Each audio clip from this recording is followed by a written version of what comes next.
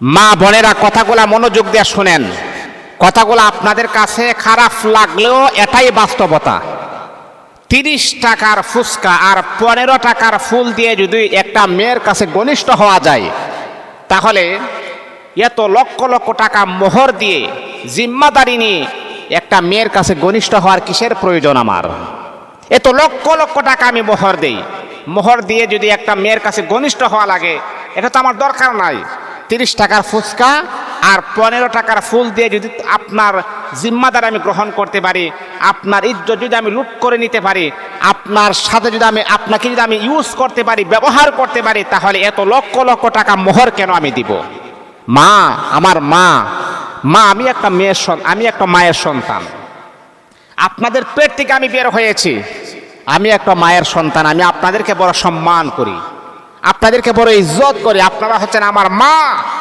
নিজের সম্মান যদি নিজে না বুঝেন, এর চাইতে বড় বেয়াজ্জতি আর কি হতে পারে?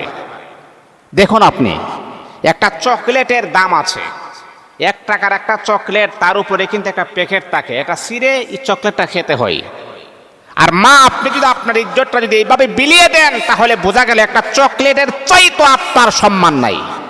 একটা চকলেটের সম্মান আছে, কিন্তু আপনার কোনো সম্মান নাই। আপনার ইজ্জত আপনি বুঝেন, আপনার সম্মান আপনি ধরে রাখেন। আপনার সম্মান যদি আপনি ধরে না রাখেন, এখন বর্তমান সমাজ এমন হয়ে গেছে, দেখবেন আপনি প্রেম করার সময় উড়াদুরা প্রেম করবে।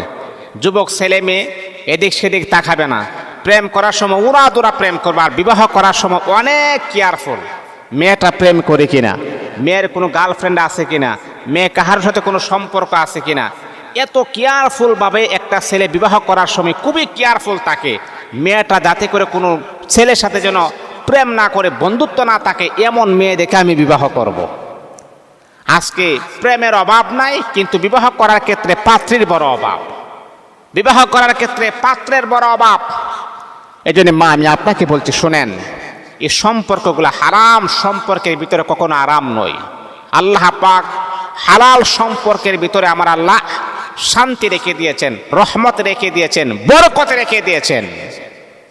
স্বামী আর স্ত্রীর মাঝে যে সম্পর্ক, এটা হচ্ছে হালাল সম্পর্ক। এটা কি হালাল সম্পর্ক?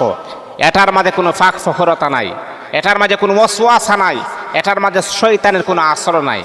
আর স্বামী আর স্ত্রী বাদে যে ছেলে মেয়েদের যে হারাম যে সম্পর্ক, এটার মাঝে শয়তানের ওয়াসওয়াসা, শয়তান আপনাকে এমনভাবে কুমন্ত্রণা দিবে। এই জন্য অনেক সময় দেখবেন হারে যুবক যুবতীরা অনেকে বলে, হুজুর, বিবাহের আগে আমি একটা মেয়ের সাথে আমি হারাম রিলেশন করে তাকে আমি অবৈধ কাজ করেছি। এটার হিসাব আল্লাহ পাকের কাছে আপনি কিভাবে দিবেন? আল্লাহ পাক যদি আপনার কাছ থেকে হিসাব চায়, তাহলে আপনি যে বিবাহের আগে জিনা করেছেন, এই হিসাবটা আপনি কিভাবে দিবেন? এই জন্য আমি আপনাদের পায়ে হাত রেখে বলি, হারাম রিলেশন করে জীবনটাকে তছনছ করে দিবেন না। আপনার জীবনের বড় দাম, আপনার জীবনের বড় সম্মান। আপনি হারামভাবে কাজ করে আপনার জীবনটা শেষ করে দিবেন না। বিবাহ করেন, বিবাহ করার পর আপনারা এই কাজগুলা করেন, আল্লাহ পাকের ভিতরে আমার আল্লাহ বরকত নাজিল